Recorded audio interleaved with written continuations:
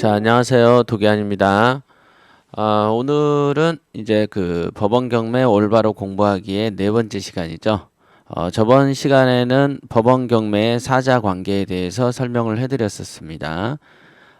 네 집단, 채권자, 채무자, 법원, 그 다음에 낙찰자, 그러니까 이제 이른바 경매 투자자들, 이런 네 집단들의 어떤 이해관계들에 대해서 설명을 해드렸었습니다. 이런 그 이해관계를 사실적으로 바라보는 것이 경매 투자라는 것을 올바로 판단하기 위해서는 굉장히 필수적인 지식이죠. 그러니까 대부분 그 경매에 대한 어떤 편견들에 빠지는 사람들의 특징이 뭐냐면 무엇인가의 사실을 제대로 보지 않는다 이거죠. 예, 사실은 사실대로 보고 거기에 감정을 실지 않으면 됩니다.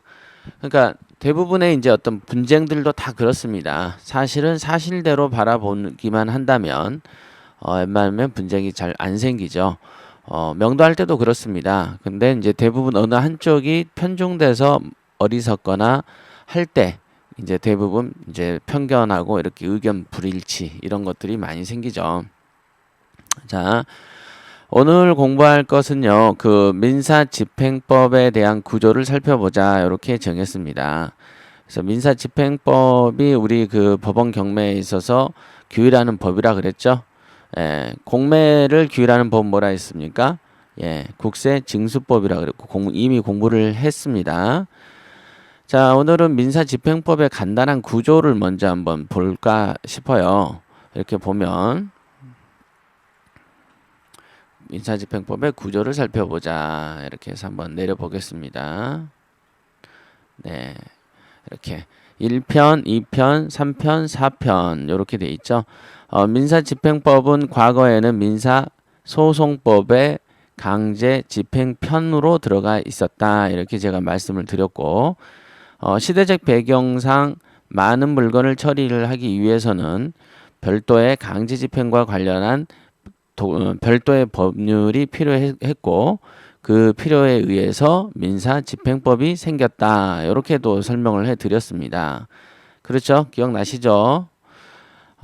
우선은 이렇게 보시면은 잠깐만요.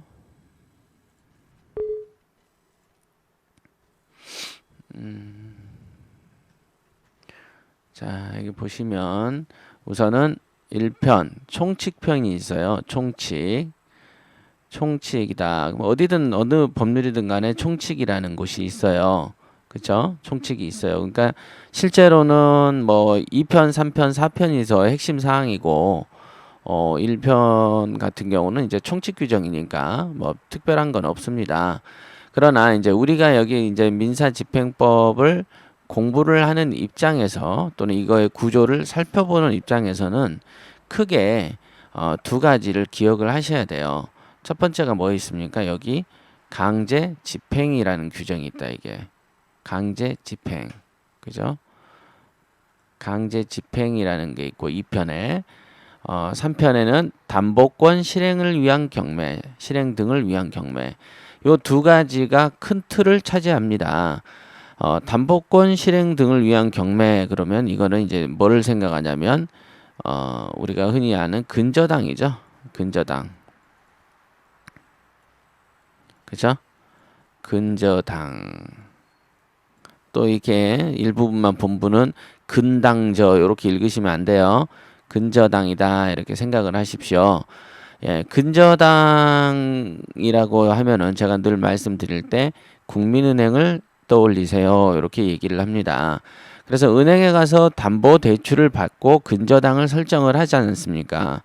그런 근저당을 설정해 놓고 돈을 다 갚지 않을 경우에 이제 그 담보권에 대해 근거를 해서 은행이 경매를 치는 거를 담보권 실행 등을 위한 경매 이렇게 얘기를 해요. 그러니까 담보 물권 그럼 우리 민법에서는 유치권, 질권, 저당권 이렇게 설정이 되어 있지 않습니까? 특히 그 중에서 저당권에 의한 경매 실행이 이제 담보권 실행 경매죠.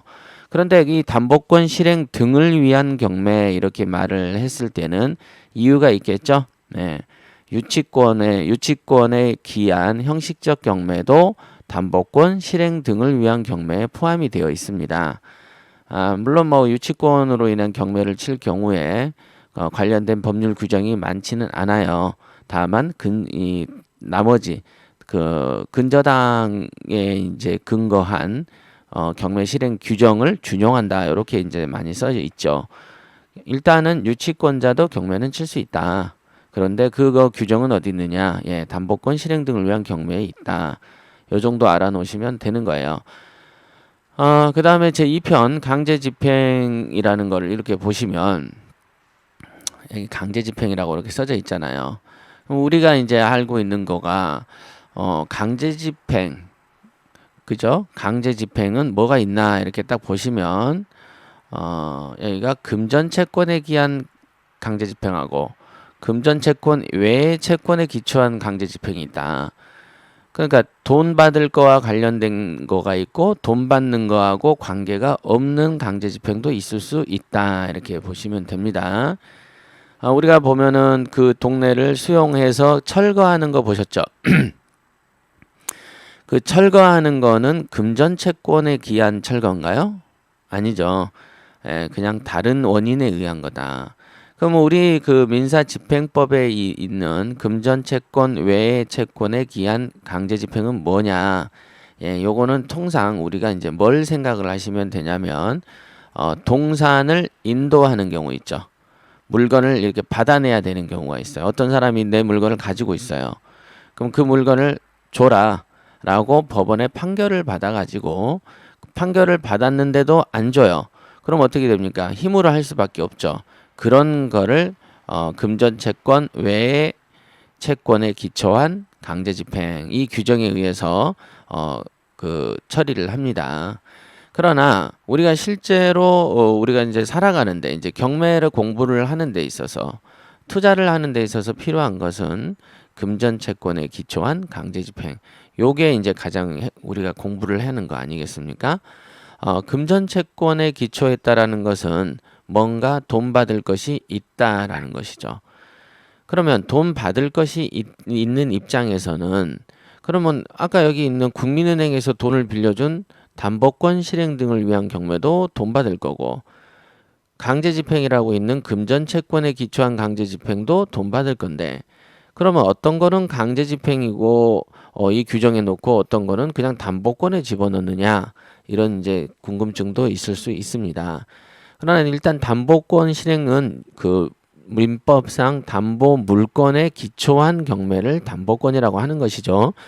담보권 실행 등을 위한 경매도 결국은 금전채권에 관한 것인 것이지만 그 근거가 되는 것이 담보 물권과 관련되어 있기 때문에 담보권 실행 등을 위한 경매 이렇게 얘기하는 겁니다. 네, 목이 굉장히 잠기네요. 지금이 이제 아침 8시 한 30분에 지금 제가 녹음을 하는 겁니다. 준비하다 보니까 물도 안 준비했습니다. 자, 2장 금전채권에 기초한 강제집행. 그럼 어떤 거는 담보물권에 기한 거고 어떤 거는 금전채권에 기초한 거냐. 요 금전채권에 기초한 강제집행은 어떤 근거가 있냐면요. 주로 판결하고 관련돼 있습니다. 판결. 아이고. 판결.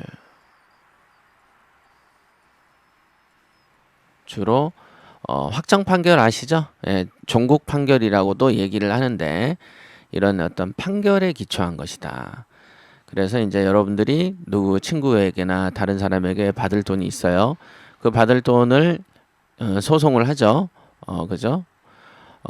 소송을 해서 판결문을 확정을 받으면 그거를 종국 판결 이렇게 얘기합니다. 이제 더 이상 다툴 수 없는 판결이란 뜻이죠. 이미 끝났다 이거죠. 이런 종국 판결을 받으면 이 판결에 기초해서 상대방의 재산을 이렇게 압류할 수 있겠죠. 그거를 압류해서 경매를 치는 것을 금전채권에 기초한 강제집행 이렇게 보시는 겁니다. 그러니까 판결에는 그냥 이제 끝까지 간 종국 판결이 있을 수 있고 또는 가집행에 근거한 판결도 있을 수 있습니다. 가집행이라는 거는 임시 조치죠. 우선은 끝에까지 기다리기에는 그 원고의 그 손실이 크다라고 판단이 될 경우에는 집행을 먼저 하는 경우가 있습니다. 예, 집행을 먼저 하게끔 허용해지는 게 있는데 그걸 가집행이라고 표현을 하는 것이죠.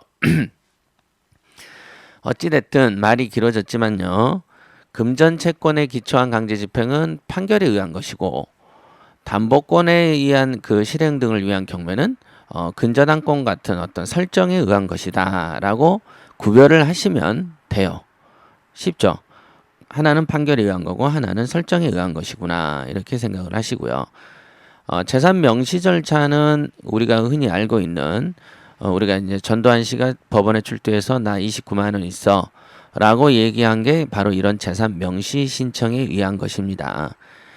재산 명시 절차에는요, 명시 신청하고 조회 신청 요 두 가지를 규율을 하고요. 주로 이제 우리가 관심을 갖고 있는 거가 경매랑 관련된 것만 얘기하시죠. 그거는 뭐냐면 이렇게 2절, 3절, 4절에 있는 부동산에 대한 강제 집행, 선박 등에 관한 거, 동산에 관한 강제 집행. 요 2절, 3절, 4절 이 세 가지가 우리가 주로 공부하는 것이죠. 부동산에 대한 강제 집행 그러면 역시 우리가 그 알고 있는 뭐 경매 신청 절차, 그다음에 경매 진행 절차, 그다음에 각종 뭐 무잉여 경매 취소니 뭐니 이런 모든 규정들이 여기에 규정이 되는 것이고요.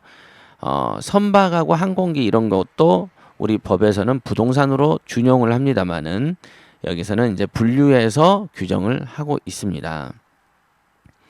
그 다음에 뭐 동산 경매 들어보셨죠? 동산 경매 주로 이제 카드 그 체납하거나 할 때 이제 동산 경매 많이 치지 않습니까? 그렇죠. 이런 경우에는 여기에 관한 규정이 있다. 그러면 담보권 실행 등을 위한 경매에서는 그러면 뭐 부동산만 있고 선박은 없고 이런 것이냐? 아니다. 요런 규정을 여기에다가 준용을 한다 이렇게 되어 있습니다. 그러니까 강제집행, 판결에 기초한 강제집행 규정을 되게 구체적으로 기록을 해놓고 3편의 담보권 실행 등을 위한 경매에는 위에 있는 규정을 비슷하게 준용한다. 이렇게 이제 써놓음으로써 법률을 그 간단하게 이제 정한 것이죠. 자, 4편에 있는 보전 처분은 뭐냐면 주로 이제 뭐 가처분에 관한 것들이 좀 많이 있습니다. 우선은 이제 우리가 뭐 이걸 다 어차피 공부해도 돌아서면 잊어버릴 것이니까 안 잊게 대한 이제 요점만 정리를 하자면 우리 민사집행법에는 2편 강제집행하고 3편 담보권 실행 경매가 따로 있구나. 그런데 강제집행은 판결에 기초한 것이고 담보권 실행 등에 의한 경매는 요거는 그 설정에 의한 주로 근저당, 주로 국민은행을 생각하면 되겠구나. 그 다음에 그 강제집행에 대한 거는 금전채권과 금전채권 아닌 게 있는데 금전채권에는 부동산, 선박, 동산 이런 규정들이 좀 있네. 요렇게 이제 기억해 놓으시면 돼요. 그래서 가끔 경매에 선박이나 자동차들도 나오고 그 다음에 이제 그 공매 같은 경우는 보면 옛날에 헬리콥터 또는 그 해양 경찰이 쓰는 보트, 배 이런 것도 이제 그 공매의 대상이 되기도 하거든요. 그러니까 그런 것들을 보고 그래서 민사집행법에도 선박, 동산 이런 규정이 있는가 보다 이렇게 생각을 하시면 됩니다. 그러니까 경매 그러면 자꾸 부동산만 생각하시는데 물론 그것만 알고 계셔도 무방합니다만은 그래도 요 밑에 있는 다른 것들도 있다라는 것 좀은 알아놓으시는 게 좋다. 이렇게 이제 정리를 할 수 있겠습니다. 자, 그리고 이번 주 중에 아니면 다음 주 초에는요. 이 covidnews.com 요거 있죠? 요거가 오픈할 겁니다. 그래서 시민 기자단을 양성하는 그 아카데미를 열 생각이에요. 물론 학습비는 있습니다. 그리고 저희 그 대한공경매사 신문사에 소속이 돼서 처음에는 명예기자로 활동하다가 일반 기자로 가다가 나중에는 그 자기 자신도 홍보할 수 있게끔 어떤 공간을 마련해 줄 어떤 메리트를 드릴 생각입니다. 전국에 계신 분들이 다 대상이겠습니다. 이거는 한번 관심 있는 분들은요. 문의도 한번 주시고 사이트도 한번 뒤져보시고 이렇게 하십시오. 여러분들이 현재 있는 직업에서 또 하나의 직업 기자가 되는 길을 제가 제시해 드렸습니다. 또 나중에 이게 오픈하면은 신문사 사이트를 가지고 제가 이거를 낱낱이 한번 설명을 해드리는 시간을 갖도록 하겠습니다. 다음 주에요. 자, 오늘은 여기까지 하겠습니다.